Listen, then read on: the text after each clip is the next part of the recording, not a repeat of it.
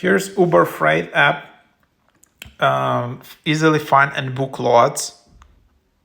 So here you have gives control to carriers with instant load bookings, upfront load, and facility details, and business management tools. Is the one app for every all.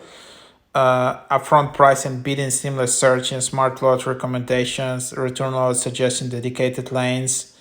So here you have it. It's not a new app. It's original Uber app built by Uber Technologies, the same as all of these other apps. And here you have it. So then you can just select all of these details.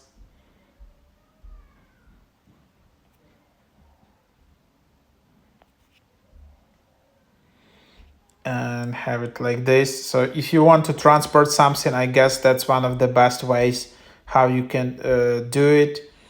And that's what it is. However, this app is not is not in top charts. It has mixed reviews, to be honest, as you can see here.